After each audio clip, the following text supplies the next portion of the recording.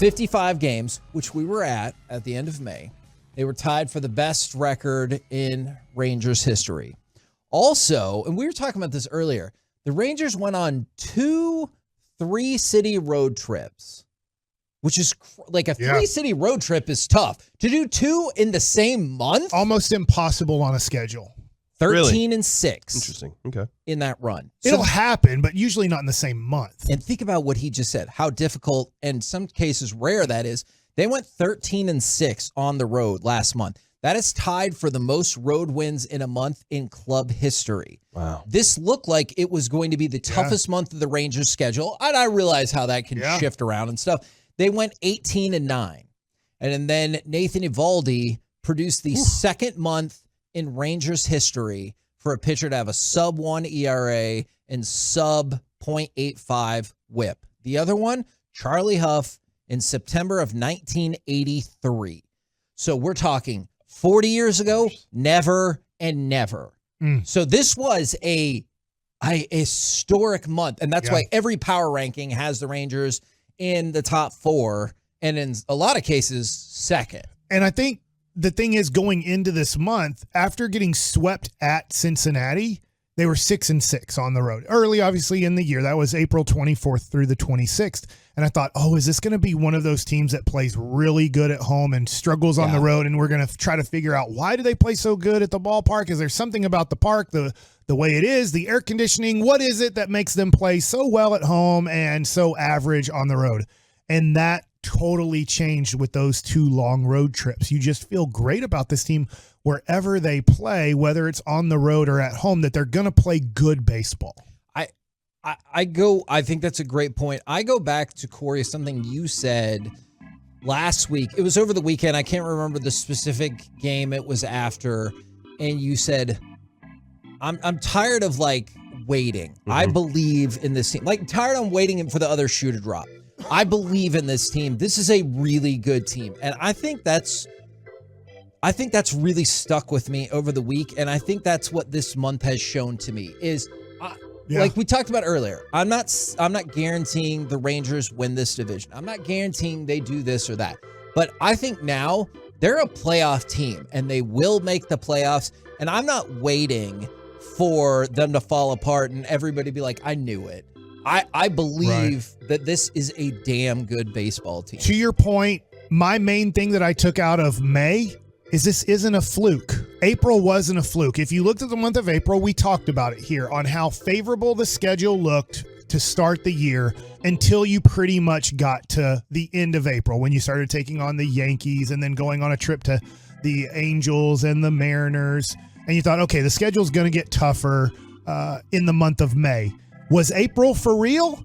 Yeah. And then you gave the numbers for the 2 big road trips, the numbers overall in the month of May. So for me, what I took out of May or for the future of this team is April wasn't a fluke. This team is for real. Offensively, they're for real. And you did some of this work in this month without even Corey Seager. And Corey Seager came back and is the best hitter in your lineup. Isn't that amazing that he was the best hitter in your lineup? He gets hurt. He comes back and he's the best hitter in your lineup, and not because the other 8 guys are struggling. And how crazy is it that he's not even your lead MVP candidate? I realized because he was out. Corey Seager's your best hitter. Okay, that's interesting. I was going to say Marcus. I've been saying Semien for a while now. Marcus Semien is your lead MVP candidate because Corey Seager got hurt a little bit, but also because he's been awesome. Yeah. Nathan Eovaldi feels like a legitimate Cy Young contender, and Josh Young is the favorite for American League Rookie of the Year. I keep asking Boach this question every Tuesday when we have him on at 12:20. Pretty much every week I ask him the same question: is how much do you know about the team? When did you learn this about your team? What are you learning about your team? And he said that first game was he learned they could bounce back. Now he had to see it again. Sure. And again and again and again. But Mike, you're talking about, people were like, well, the schedule's going to get tougher. Played the Braves, played some really good baseball teams. You beat them. And sometimes you had to bounce back. Sometimes you had a game where you're like, all right, that one got away from us, but we got to bounce back and do it right. I think what I've learned that I did not know. Gosh, is that Cousin's Barbecue right there? I think Cousins I Barbecue think just it made its way is. into our station. Man, I love that they're here on time. I wish they were here like 8 minutes later in a break, and then Corey wouldn't have to learn about the barbecue at this He just moment. forgot. I know what I'm going to talk about. What did I you learn in May? I see Chiafalo going over there to get some Cousins Barbecue. We're in trouble with Chiafalo. He is the vacuum cleaner. Yeah. All right, so what I've learned is that this team can mash the hell out of the baseball. Yeah. And it's not like, just look at the velocity that they're hitting the ball away with. I don't care about launch angle. They can figure their launch angles out. They're hitting it hard into gaps. They're hitting it hard, line drive shots right past the third baseman. They will hit a home run on you too. They'll hit multiple home runs on you. Those fireworks will happen. But they are not afraid to swing the bat and swing the bat hard. And they put the ball in play. They get base runners on. And then when they have base runners on, they hit hard again. And that's the sign of a team. They're attacking the baseball. I knew they could produce runs. I did not know that they could mash like they were. Like this is a different type of hitting that I'm watching than I think I've ever seen. How many teams in Major League Baseball do you think have 300 or more runs scored?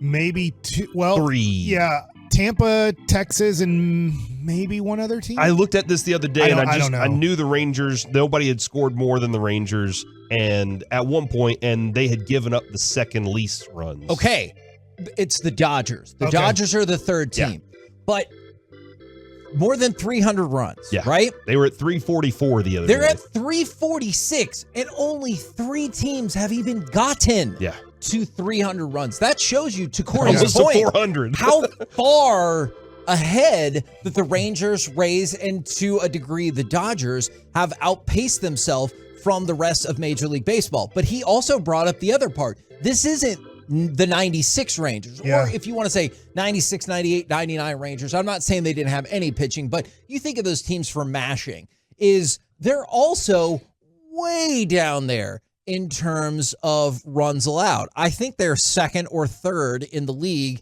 in terms of runs allowed, which shows to their pitching. I love it. And now that you're talking about pitching, I have questions for you guys off of the month of May. Ask your question. First, I think this is a positive question. Is this who Dane Dunning is? Is the month of May an everyday starter for the Texas Rangers? Dane Dunning. I think, and this is kind of the way the world goes, so this might not sound like a bad thing anymore. I think Dane Dunning is an everyday 5-inning starter. You know what I'm saying? I think last year he kind of was in the conversation of ace at points because we had nothing. You know, because John Gray gets hurt and Martin was Perez, the guy, but we didn't know. We still had but yes, I believe so. I think 5 innings is a great way to look at that. And aren't there numbers that show the second time he's good? It's the third one that he kind of struggles. I can't remember through the lineup. Yeah, so I believe he's good enough to give you a quality start. Okay, but he's not 1. He's 5. Yeah. Still for me, especially in this rotation. He might not stay in the rotation. Like, I personally think he will. But the discussion has been, like, to Corey's point, maybe he was your second best pitcher last year. He might not stay in the rotation. I do think he's every day at this moment. You say? Yeah, I think he's a major league starting pitcher. I don't think there are 150 guys better than him. And I know we're talking just about the Texas Rangers, but I think that he is a good quality starting pitcher. And to your point, we'll find out when Jacob deGrom comes back, if he stays in the rotation. That's my next question based off of the month of May. And this isn't fair because he didn't throw one pitch in the month of May. What is your reliability meter 1 through 10 on Jacob deGrom helping the Texas Rangers the rest of this season? My reliability meter? What do you think Jacob deGrom, since he didn't pitch a single second in May, he's not even going to pitch at least the first 10 to, I'll probably say 15 days of June. Like, what is your after him not pitching the month of May and going into June we have no clue when he's coming back? I don't have a reliability on him. And Kevin, this goes back to our good friend telling us, the thing about injured players is they get injured.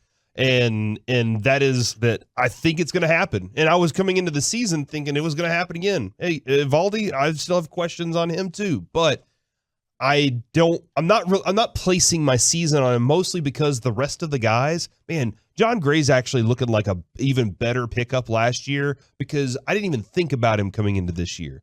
but here he is doing his thing. Heaney right now actually is another guy that I'm looking at going, God, I didn't expect that out of him. So I don't have any expectation. I have zero for deGrom for the rest of the season that I need to rely on him. Now, playoffs, I need him. I need him to be elite whenever it's playoff time if we get there. And I think that's why I came away with a 4. Because I think he comes back. Out of 10. And out of 10. I think he comes back, and then he leaves again, and then he comes back. I think you're still going to have another hobbled stint. Probably he's going to pitch half of this season. I can see that. That's where I'm kind of at now. I hope my expectation is wrong. I hope he exceeds my expectation. He has 6 starts this year. I'm expecting him to get 11 more starts for the Texas Rangers. I hope it's more than that. I hope I'm really low on that number.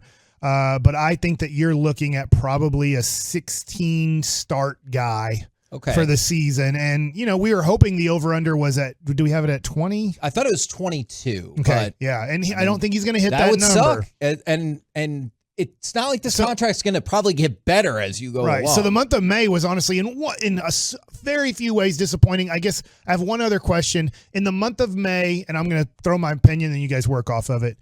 I think we found out that Bochy really doesn't have people he can rely on for the 7th and 8th inning. Yeah. In the month of May, he found out, man, I got to throw people out there. And I think when he knows more about them, he knows that they're quality talent, then he can be bullpen whisperer again. But when it comes to this, I think he's still trying to figure out what they're doing wrong. And that might be a Mike Maddox thing. Maybe he's learning that Mike Maddox needed to work with a few other guys. Obviously, whatever work he did with the starters worked out. Yeah. Because, again, Heaney in the last 3 games, Kevin, 2 runs given up in the last 3 games. He's only given up 14 hits. He struck out 17 people.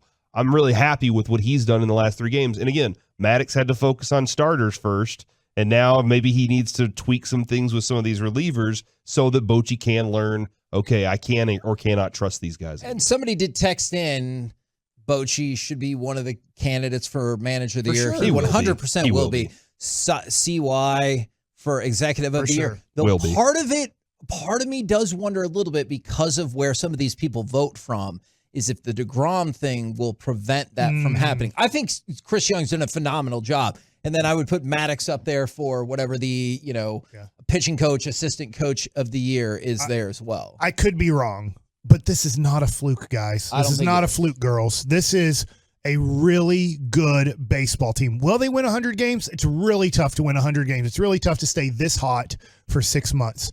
But this is a really good team. What they proved to you in May is you can believe. You can get on the bandwagon. It's very tough with Bally Sports right now to know. But you can believe in the Rangers more than you can Bally. Buy some tickets. They're not really that expensive. That is the great thing about baseball. They changed the expectation, Mike, of themselves. Yeah. And we talked about this at length in that they now, when they lose, they expect to win again rather than we're going to go on a 7-game. Kevin, there is barbecue. Hold that thought for 1 second. His cousin's barbecue in that other room right now. Hold that thought for 1 second. All right. Because I do want to talk about the Rangers. Just one more thing, and this shows you the expectations that have changed. In November last year, so season's over. Right. Rangers 50-1 to win the World Series. Then they make all of their moves. They get to 25-1.